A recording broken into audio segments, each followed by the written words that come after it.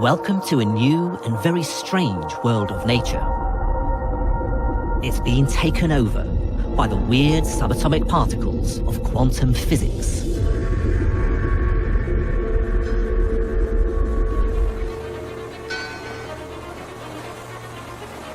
As a physicist, I've spent my working life studying how these particles behave in the laboratory. But now I'm heading out into the natural world. I'm on a mission to prove that quantum physics can solve the greatest mysteries in biology. This is a real adventure for me. I'm very much out of my comfort zone, trying to apply the very careful ideas I'm familiar with in a physics laboratory to the messy world of living things. I believe that quantum physics could hold many of life's secrets. That deep in the cells of animals, particles glide through walls like ghosts. That when plants capture sunlight, their cells are invaded by shimmering waves that can be everywhere at the same time. And that even our human senses are tuning into strange quantum vibrations. In the fantastic world of quantum biology, life is a game of chance, played by quantum rules. This is what I hope to convince you of, to show you that quantum mechanics is essential in explaining many of the important processes in life, and potentially that quantum mechanics may even underpin the very existence of life itself.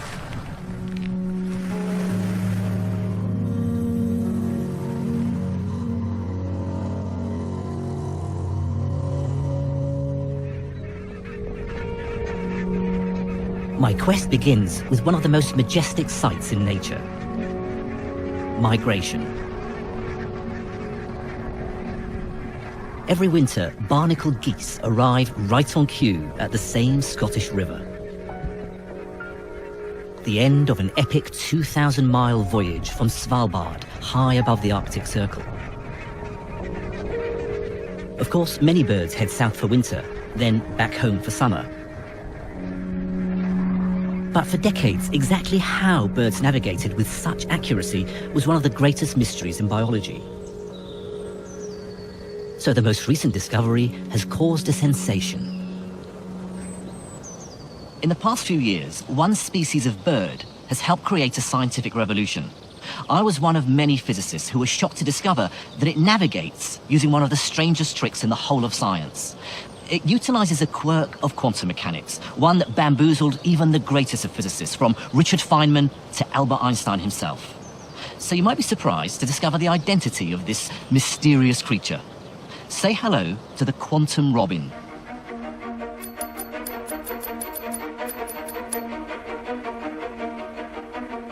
This is the European robin. Every year she migrates from northern Europe to the tip of Spain and back.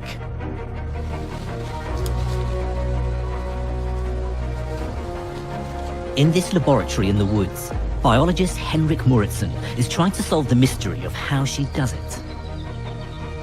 But he's found himself in my world, the strange world of quantum mechanics.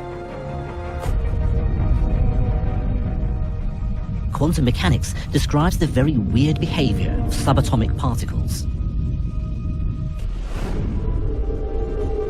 Down in this realm of the very small, we have to abandon common sense and intuition. Instead, this is a world where objects can spread out like waves. Quantum particles can be in many places at once and send each other mysterious communications. I set out to understand how the bird finds its way, but it just turned out that the data more and more pointed towards this as the only explanation that could bring all the different results together. Henrik's investigating a long-standing theory that robins navigate by the Earth's magnetic field. His laboratory is an ingenious magnetic birdcage. And these plastic cones, lined with scratch-sensitive paper, provide the key measurements. Henrik's artificial magnetic field is like the Earth's, except that he can point it in any direction he likes. Inside their cones, the robins always respond to the field, leaving scratches in a single direction.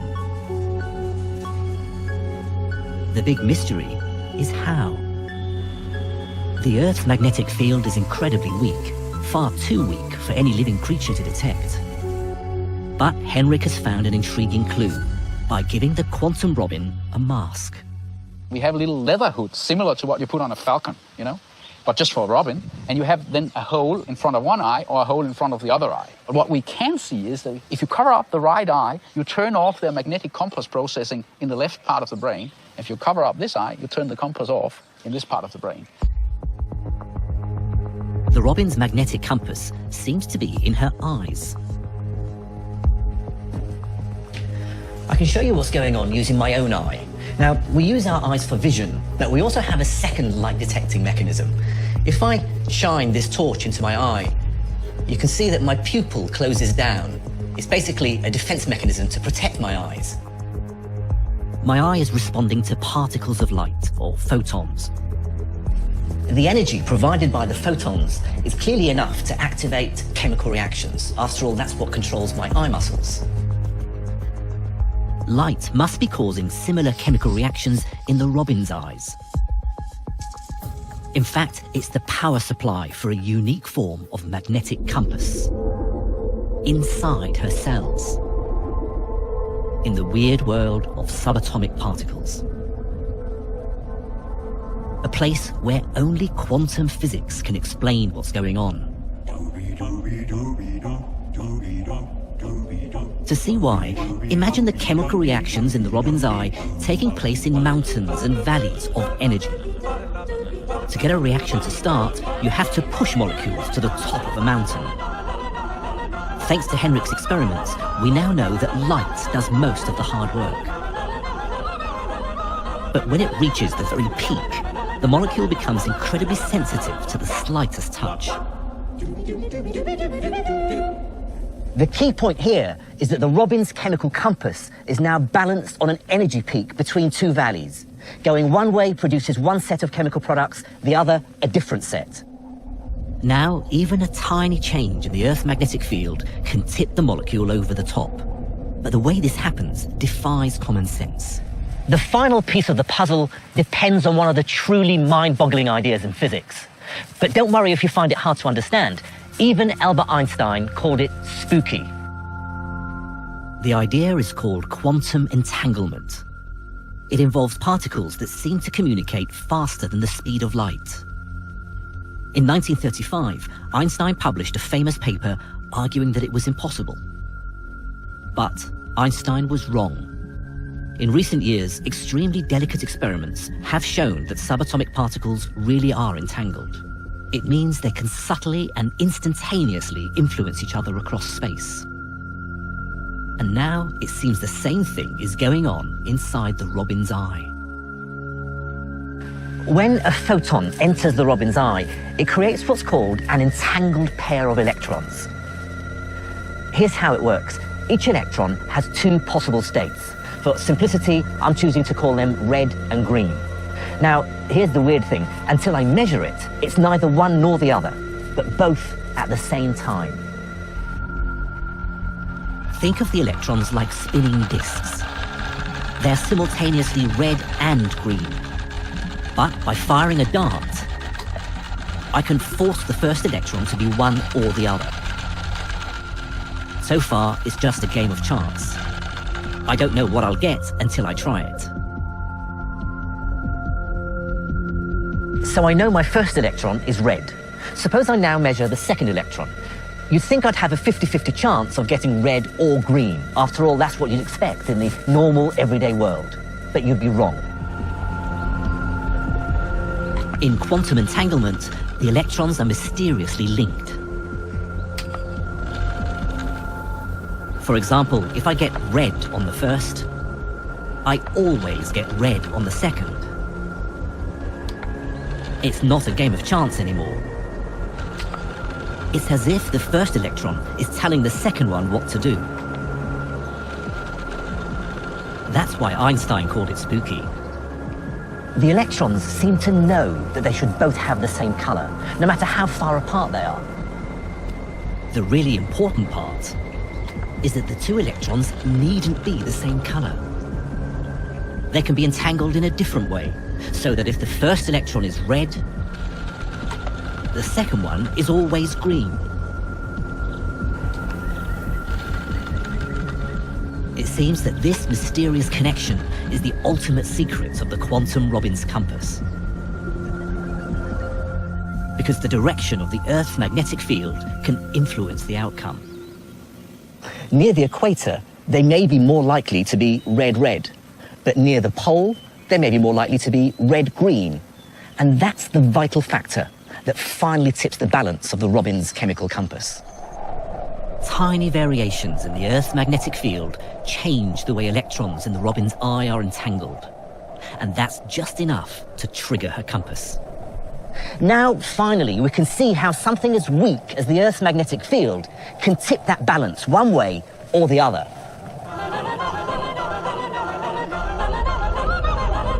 If the message changes, the chemical reaction tips a different way, changing the Robbins compass reading. Suddenly it looks like it's a fundamentally quantum mechanical phenomenon in birds. It would be one of the first, if not the first, in biology. Biologists better get used to the weirdness of physics. The robin is navigating by spooky quantum entanglement. To see subtle quantum effects, even in a controlled, austere environment of a physics lab, is really difficult. And yet, here's the robin doing it with ease. These experiments are real and verifiable. And yet, even though I'm seeing them with my own eyes, I still find it hard to believe.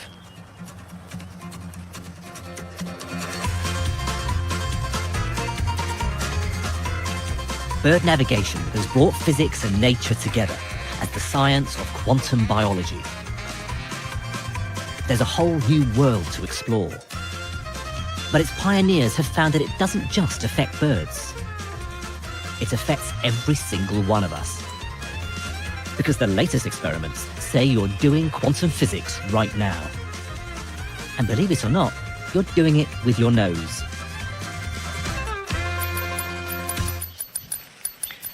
Hello, Jim. Hello. Hello, little girl. Hello. Our sense of smell is remarkable and quite different from our other senses of sight and hearing. Among the thousands of scents that we can recognise, many of them may well trigger very powerful memories and emotions. It's as though our sense of smell is wired directly to our inner consciousness. It's also different in another way. The other senses of sight and hearing rely on us detecting waves, light and sound. But our sense of smell involves detecting particles, chemical molecules. Recently, scientists have begun to realise that when it comes to our sense of smell, something very mysterious is going on.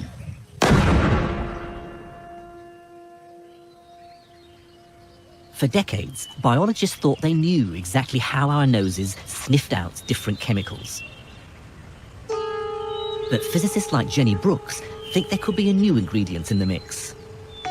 And it smells like quantum mechanics. A lot of people speak of the sense of smell and olfaction and the science of olfaction as being a problem that's been solved, and we know all about it. And we do know a lot about it. We know about the ingredients, we know about the equipment that we use to smell. But I would argue that there's a little bit more to understand. To understand more, I need someone to help me with a smell test. And Jem is going to sniff him out. Every human being gives off a cocktail of chemicals. Jem's nose could detect a single gram of it dissolved over an entire city. So she has no trouble finding the man I'm looking for.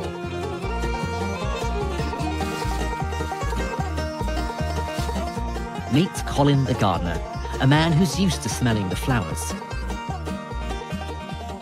Right then, Colin, I'm going to put your sniffing skills to the test. Cool. I've got a selection of chemicals here, and I want you to tell me what they remind you of. Okay. I'll start you off easily. Oh, that's like a minty vapor rub. It is, yeah. Sort of thing, like, yeah, sort of what menthol. Menthol, Yeah. yep. But it's that essence. Right, here's the next one. So you should be able to recognise this one. That's baking with my daughter. Mm-hmm. Icing sugar, sort of thing. Vanilla. Vanilla, yeah. When our noses detect a chemical, they fire a nerve signal to our brains. But different chemicals create different sensations. The standard explanation for this is to do with the shape of the molecules. The conventional theory that goes back to the 1950s says that the scent molecule has a particular shape that allows it to fit in to the receptor molecules in our nose. If it has the right shape, it's like a hand in a glove or a key in a lock. In fact, it's called the lock and key mechanism. With the wrong shape, it won't fit into the receptor. But with the right shape, it fits into the receptor, triggering that unique smell sensation. Different receptors are wired to different parts of our brains. So when a menthol molecule locks into its specific receptor, it triggers that minty fresh sensation. But the lock and key theory has always had a problem. And Colin's next test will show you why. Okay, how about this one? Quite strong smell. Oh, that's... yeah. What does it remind you of? What does it conjure up? What memories? I think Christmas. Christmas cake. Yeah, marzipan. Yeah, that's it. Yep. Yes, almonds. Very, yeah. Colin identified the smell of marzipan or almonds. In fact, it's due to a scent molecule called benzaldehyde. What I didn't give him to smell was this other chemical, cyanide. Both benzaldehyde and cyanide have the same smell. They both smell of almonds. But these molecules are both very different shapes. So the lock and key mechanism as an explanation for how we smell can't be the whole story. So why would two molecules with different shapes smell the same? Quantum biology has a head-spinning explanation. It says our noses aren't smelling chemical molecules. They're listening to them. It's not just the shape of a scent molecule that matters. Let's take a closer look at this model of a cyanide molecule. The white ball here is a hydrogen atom, and the grey sticks are the bonds that hold it together with the carbon and nitrogen. But the reality isn't as simple as that. I can give you a better sense of what's going on if we look at this larger white ball. You see, atoms don't just sit still. The bonds that hold them together are like vibrating strings. And that gives us a whole new way of thinking about smell. The bizarre new quantum theory of smell is all about vibrating bonds.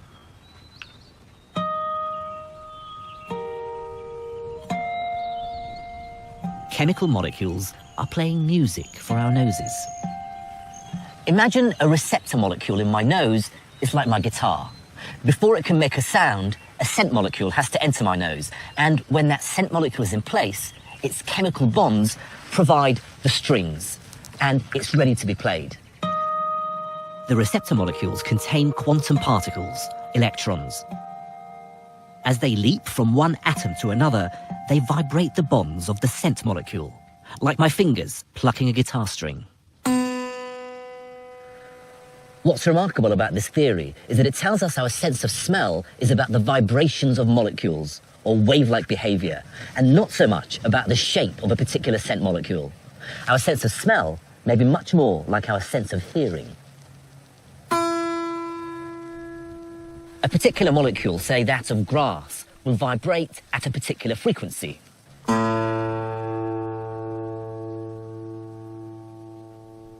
But a different molecule, say that of mint, will vibrate at a different frequency.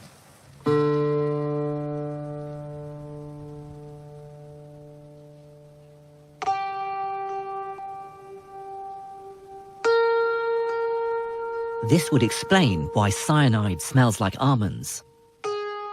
The two molecules have different shapes, but their chemical bonds just happen to vibrate at the same frequency. The quantum vibration in the odoron is almost literally like a particle of sound. So yeah, we're saying that the process of smell could be exactly like an acoustic resonance event. It could be very analogous to hearing and seeing, actually. But can we really be listening with our noses? A bizarre theory needs a bizarre experiment to test it. Here's how it works. This molecule has a musky aroma, like perfume. But if the theory is right, then I should be able to change its smell by changing its vibrations. The musky molecule contains lots of hydrogen atoms like this, bonded to carbon atoms. But what if I were to replace all these atoms with a different form of hydrogen called deuterium? Now, it won't change the shape of the molecule, but it will change the way it vibrates. And here's why. Deuterium is twice as heavy as normal hydrogen, and so it vibrates more slowly. Now, different vibrations mean different smells. So if I were to make a new form of this chemical, all packed with deuterium atoms instead of normal hydrogen, it should smell different. Quantum biologists found a unique way to carry out this experiment. A smell comparison using the most sensitive noses they could find. Fruit flies. First, the flies were trained to avoid the modified version of the musky molecule. To be honest, I haven't got a clue how you go about training a fruit fly, but apparently you can. In the laboratory, the flies had to pass through a kind of maze. They were then given a choice. Go right for the nice musky smell, or left for the nasty modified version.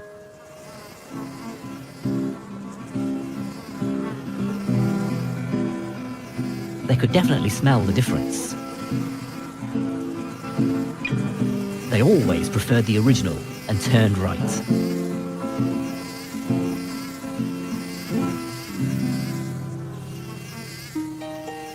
The fruit fly experiment gives hard evidence that quantum smell theory really works. But ultimately, it works in harmony with the lock and key theory. First, the scent molecule fits into the receptor. Then those molecular vibrations take over. Incredible as it seems, flies, humans, and dogs may be smelling the sound of quantum biology. Our sense of smell is fascinating and mysterious as it is. But to think that when I encounter a particular scent and that sets off a whole wave of memories and emotions in my mind, that it's underpinned, that it's triggered by quantum mechanics, I think makes it even more remarkable.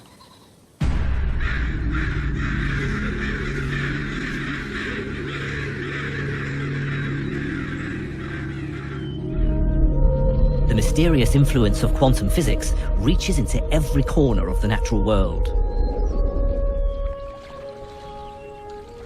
In fact, it inhabits the walls of every living cell on Earth. Because the latest experiments suggest a magical solution to one of the greatest mysteries of nature. The miracle of metamorphosis.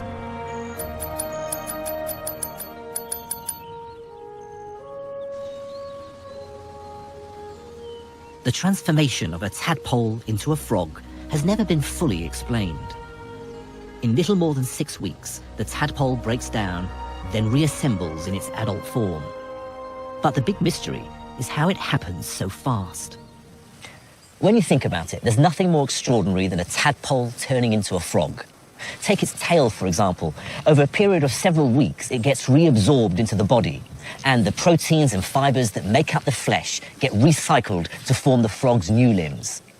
But for this to happen, trillions and trillions of chemical reactions work together, breaking molecules, forming new ones in a carefully orchestrated dance. But the fibers that hold flesh together are very, very strong. They're a bit like these ropes holding my raft together. In order to dismantle the raft, I'd have to undo these very tight knots.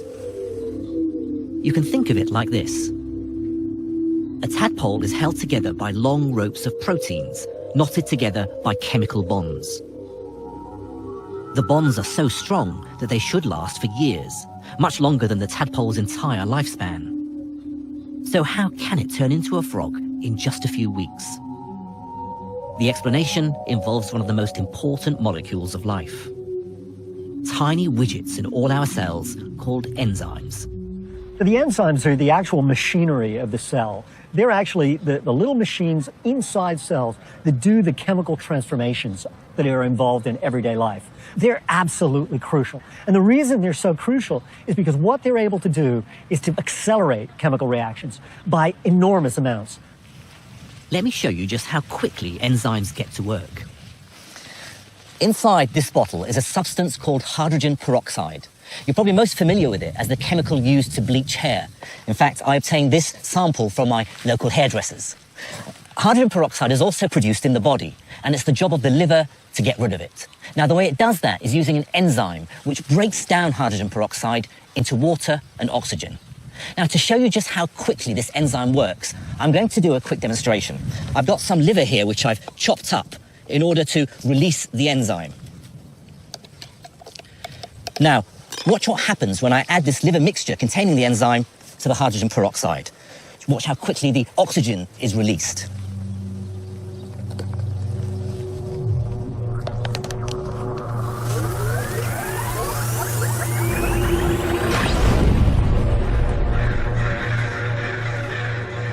Just 100 grams of liver fired my rocket nearly 20 feet. Liver enzymes make the breakdown of hydrogen peroxide incredibly efficient. It happens 1 trillion times faster. That's 1 million times faster than it would otherwise. In metamorphosis, it's enzymes that dismantle the tadpole's tail. And that means breaking down an incredibly tough protein called collagen. Collagen is one of the most important proteins of the biological world. It's the protein which actually gives that resilience, that elasticity to tendons, to cartilage, and of course to our skin as well. And in the tail of the tadpole, it provides the kind of scaffold, right, that supports that structure. Now, when the tadpole is transformed into the frog, what you need to do is to essentially have an enzyme, collagenase, which will literally snip the collagen down into small pieces and thereby take that scaffold apart. But how do enzymes break chemical bonds apart so incredibly fast? Let me show you why it's a problem only quantum biology can solve. Think of it this way. All these different parts of the knot are like subatomic particles, electrons, protons, that hold the different parts of the molecule together. Now, to untie the knot, enzymes have to move protons about. But as you can see, this takes quite a bit of effort and a lot of time if there are many, many knots to unpick. Physicists have a fancy way of saying put in effort to get something done. They say you have to overcome an energy barrier.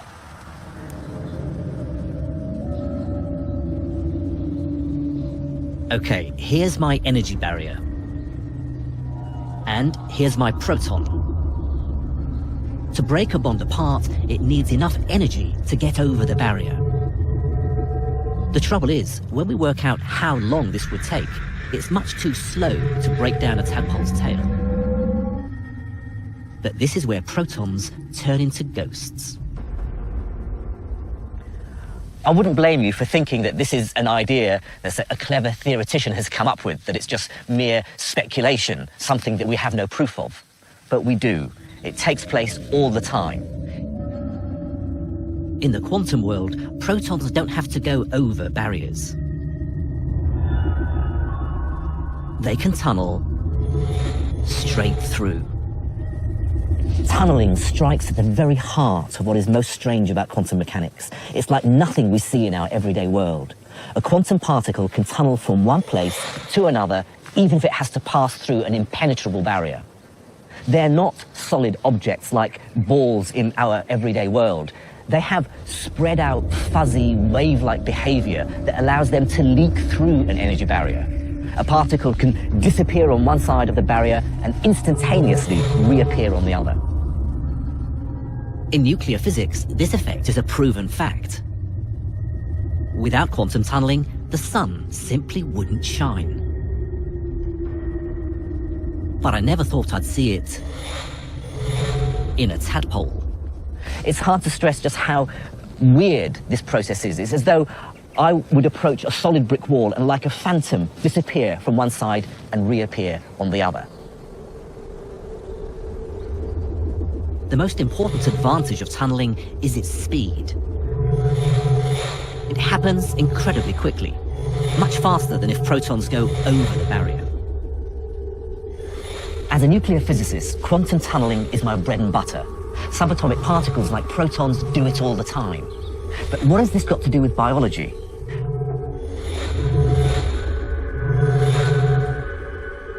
The answer is that without quantum ghosts, the metamorphosis of a tadpole would be impossible. Remember, chemical bonds are basically knots. Tunneling unties them fast. Have a look at these two knots. Now, on the face of it, they look identical, but there's a subtle difference. This knot has the two short ends of the rope on the same side, whereas this one has the two short ends on opposite sides. Now, you'd think that wouldn't make a difference, but it does. You see, this knot is very hard to break, whereas this one is easy. Quantum tunneling turns strong knots into weak ones. So, in a tadpole, the entire collagen scaffold breaks apart easily. And finally, other enzymes rebuild it in the shape of a frog. The quantum tunneling of particles is one of those weird features of the subatomic world that a physicist like me is very familiar with. After all, it's responsible for radioactive decay, and it goes on inside the sun. It's the reason why the sun and all stars shine. But to discover that it's going on inside every cell of every living organism on the planet, because every cell contains enzymes, now that I find truly amazing. Quantum biology casts its spell over every living creature.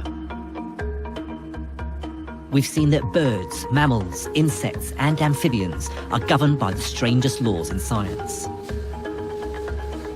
But the most dramatic recent breakthrough concerns the single vital process on which all these forms of life depend: the conversion of air and sunlight into plants.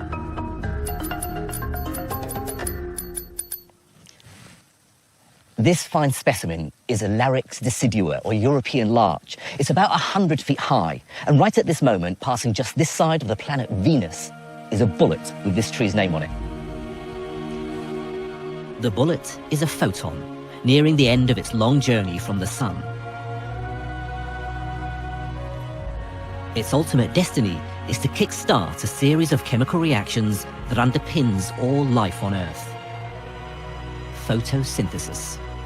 Every second of every day, 16,000 tons of new plant life are created on Earth.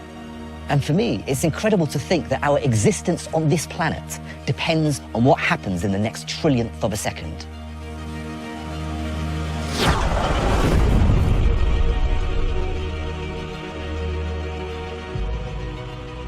The crucial first stage of photosynthesis is the capture of energy from the sun. It's nearly 100% efficient, vastly superior to any human technology. But the way that every plant on Earth achieves this is one of the great puzzles in biology. When it turned out that quantum weirdness might hold the answer, physicists could hardly believe it. It was like a revelation. It was very exciting because I was used to work on problems that were quite abstract. Experiments, I'm a theoretician, but I always related my theory to experiments that were very clean in the lab, things that you can control. But now finding out that the things that I knew can help me to understand better how nature works, really, I don't know, scientifically, it was like a new inspiration to my life as a scientist. So I really, as I would say, I fell in love with this field. Textbook biology says the color of green plants comes from chlorophyll molecules. Inside the living cells, they absorb light from the sun. This energy is then transferred incredibly quickly to the food-making factory at the heart of the cell. The entire event takes just a millionth of a second. When the photon hits the cell, it knocks an electron out of the middle of a chlorophyll molecule. This creates a tiny packet of energy called an exciton.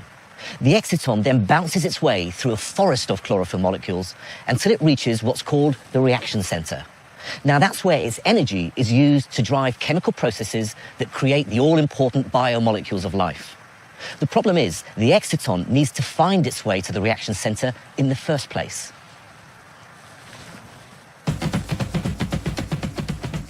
Textbook biology can't explain how the exciton does this. Because, of course, it doesn't know where it's going. It just bounces around like a pinball in a process called a random walk. Sooner or later, it'll pass through every single part of the cell. But this isn't the most efficient way to get around. Because when the exciton eventually does reach the reaction center, it's by pure chance. If the exciton just blindly and randomly hops between the chlorophyll molecules, it would take too long to reach the reaction center and would have lost its energy as waste heat. But it doesn't. Something very different must be going on. The vital clue comes from recent experiments that stunned the world of science. Chemists fired lasers at plant cells to simulate the capture of light from the sun. They confirmed the exciton wasn't bouncing along a haphazard route through the cell. This original understanding didn't explain what we were observing in the lab. So the mystery relies in, okay, so then what is the explanation for what we are observing in the lab? The solution is that plants obey the most famous law in all of quantum mechanics: the uncertainty principle. It says you can never be certain that the exciton is in one specific place.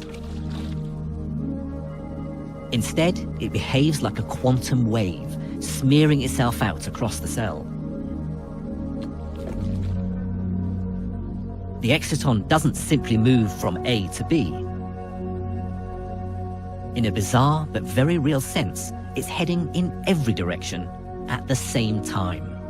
It's spreading itself out as a wave so that it can explore all possible routes simultaneously.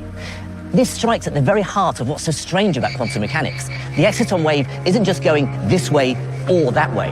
It's following all paths at the same time. That's what gives it such incredible efficiency.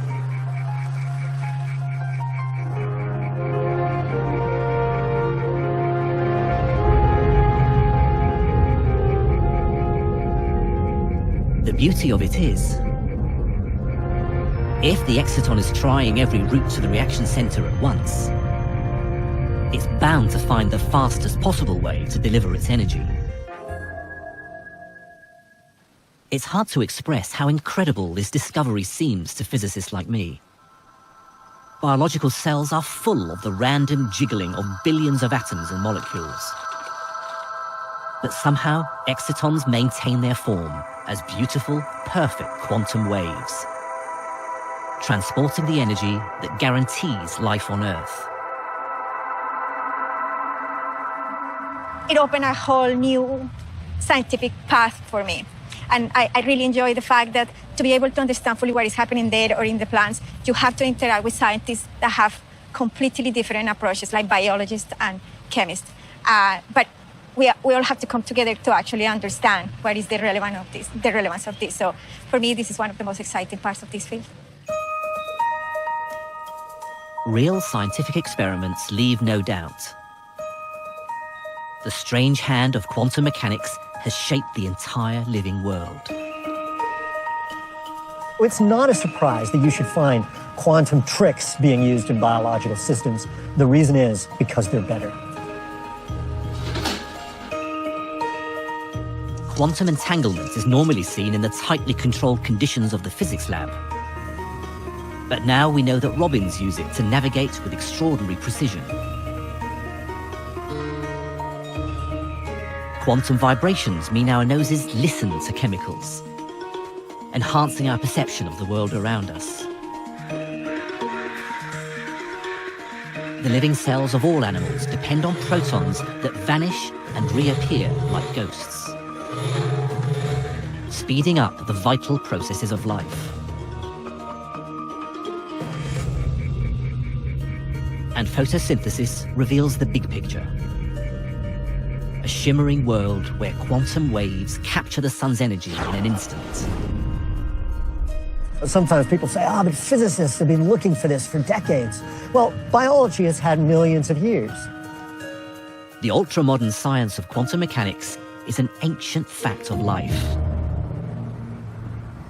For the end of my journey, I want to take these ideas to their logical conclusion. Of course, as a scientist, any speculations I have to be backed up by careful experiments. So I want to concoct a thought experiment that helps me to answer the biggest biological question I can think of. Does quantum physics play any role in the mechanism of evolution itself?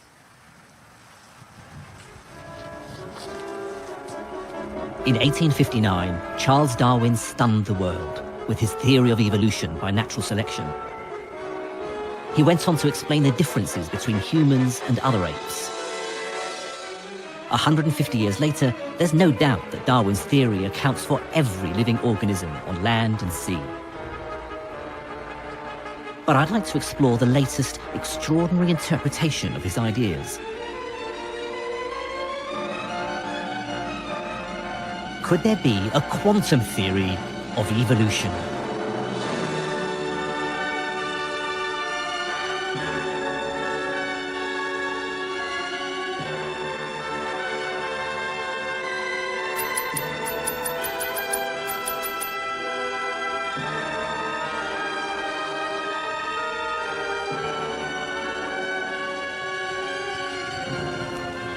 Can quantum evolution explain how the snail got its shell? The snails I'm used to seeing in my back garden tend to have rather bland, boring shells. So have a look at this beauty. The patterns on its shell very perfectly match the lines on the stem. It's called a banded snail, Sepia nemoralis, and the pattern isn't there by accident. Come and have a look at this. Less well-adapted snails are more likely to be found here. This stone is called a thrush's anvil. The song thrush is the snail's main predator. It catches a snail and smashes its shell against the stone to get to the snail. Now, what I can see here is that there aren't many banded snail shells, suggesting that its colours camouflage it very well, hiding it from the bird. Darwin's theory says that evolution depends on variation within a species. Snails with camouflage are more likely to survive and reproduce, passing on their shells to the next generation so that the species as a whole becomes better adapted. So variation, the random differences between snails, is the driving force behind their evolution. Now, all species evolve and adapt to their environment. But the question I'd like to explore is whether quantum mechanics plays a role in this. The only way to find out is by scientific experiments. So my adventures in quantum biology finally bring me home, to the University of Surrey. Here in the laboratories, I'm planning a new analysis of the most celebrated molecule in science. Deoxyribonucleic acid, or DNA. Its double helix holds the genetic code for every living organism. It's a remarkable fact that Darwin himself had no idea what created variation in the species. The structure of DNA wasn't discovered until 1953 by Francis Crick and James Watson. The most famous feature of DNA is, of course, its beautiful double helix structure. But that's just scaffolding. The real genetic secret lies in between. The 4 different coloured molecules are called bases. The colour code on one side, say blue, red, blue, forms a gene that parents pass on to their offspring. A gene is a bit like a jigsaw puzzle. It fits together like this. A full strand of the double helix forms a coloured pattern. But the other strand always pairs up the same way. A blue base always goes with yellow, and green always goes with red. Because only those colours have the right shape to fit together. What Crick and Watson realized was that this provides a mechanism for passing on the genetic code. When cells reproduce, the two strands of DNA separate, ready to be copied. But red still goes with green, and yellow still goes with blue. So, bit by bit, the cell creates two new strands. Two perfect copies of the entire genetic code. So far, there's no genetic variation. This new copy is identical to the original. But here's the interesting bit.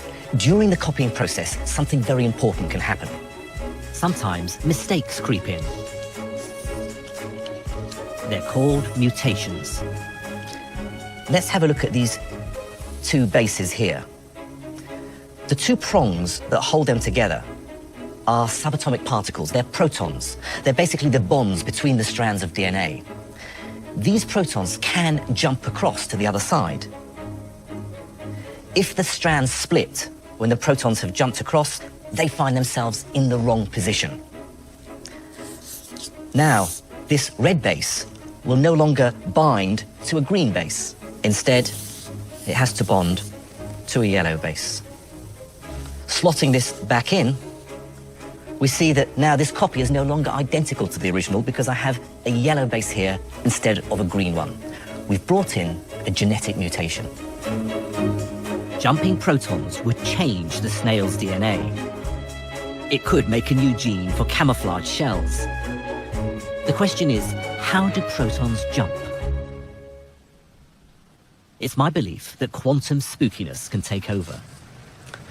Now, for these mutations to take place, the protons have to overcome an energy barrier. And if you remember what happened with enzymes, well, you can probably guess what's coming next.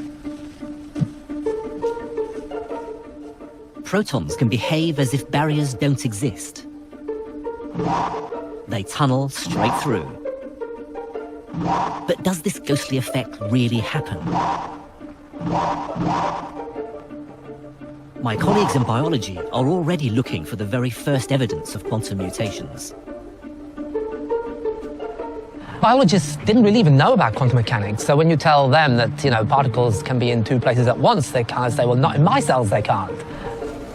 Our experiment involves samples of bacteria. The first sample is prepared in normal water, containing hydrogen nuclei, or protons. When the bacteria reproduce, we simply count the mutations. But if our theory is correct, then we should be able to change the rate at which mutations occur. Remember how we tested the quantum theory of smell? What if I replace the proton with its big brother, the deuteron? This is the nucleus of an atom of deuterium. Now, crucially, a deuteron is twice as heavy as a proton, and this should influence how easy it is for the deuteron to quantum tunnel. Quantum mechanics is full of surprises. Protons tunnel easily. Deuterons don't. These heavier particles are much more likely to bounce straight back. So the second sample of bacteria is prepared in heavy water, which is full of deuterons. Our theory says you should get far fewer mutations. And so far, the results are extremely encouraging. The preliminary experiments that we've done gives us a hint that the mutation rate is indeed depressed in deuterated water. We find that it is lower. So my hunch is that we're right, but we'll have to wait a little while before we're sure. Final proof lies in the future. Even if we're right, quantum tunneling is a rare form of mutation. But our results promise hard evidence for a new explanation of one of the most fundamental processes of life. Even the merest possibility of a new quantum mechanism for evolution itself is tremendously exciting. In fact, the story of quantum biology is only just beginning. What the frog, the robin, the fruit fly, and the tree have shown us is that real quantum effects are going on in nature all the time. And if there's anything we've learned from the history of quantum mechanics, it's this: we can never be certain where new discoveries will take us next.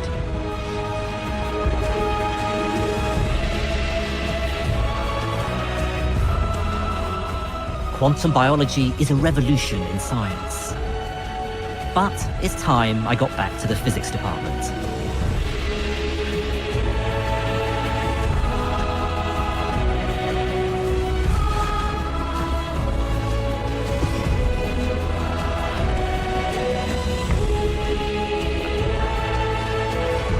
Higher than the tallest building, higher than the biggest plane, James May goes to the edge of space. That's available now on BBC iPlayer.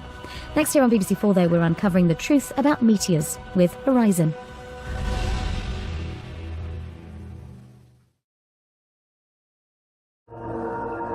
Welcome to a new and very strange world of nature. It's being taken over by the weird subatomic particles of quantum physics.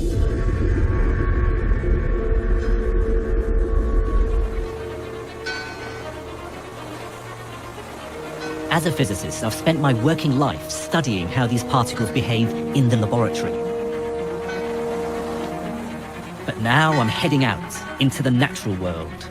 I'm on a mission to prove that quantum physics can solve the greatest mysteries in biology. This is a real adventure for me. I'm very much out of my comfort zone, trying to apply the very careful ideas I'm familiar with in a physics laboratory to the messy world of living things. I believe that quantum physics could hold many of life's secrets. That deep in the cells of animals, particles glide through walls like ghosts. That when plants capture sunlight, their cells are invaded by shimmering waves that can be everywhere at the same time. And that even our human senses are tuning into strange quantum vibrations. In the fantastic world of quantum biology, life is a game of chance, played by quantum rules. This is what I hope to convince you of, to show you that quantum mechanics is essential in explaining many of the important processes in life, and potentially that quantum mechanics may even underpin the very existence of life itself.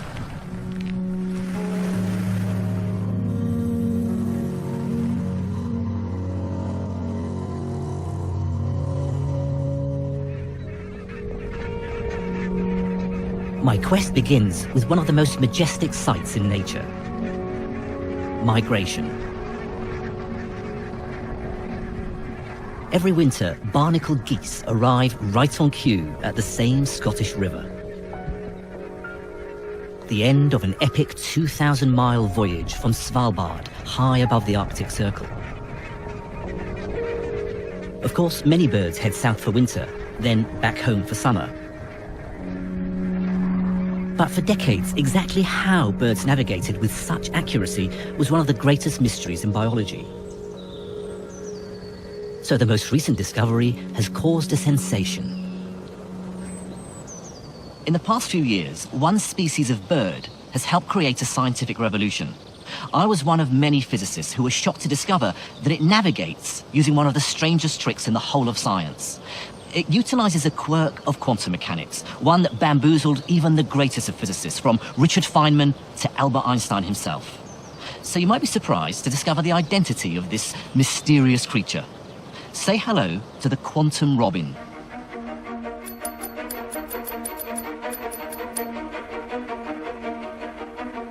This is the European robin. Every year she migrates from northern Europe to the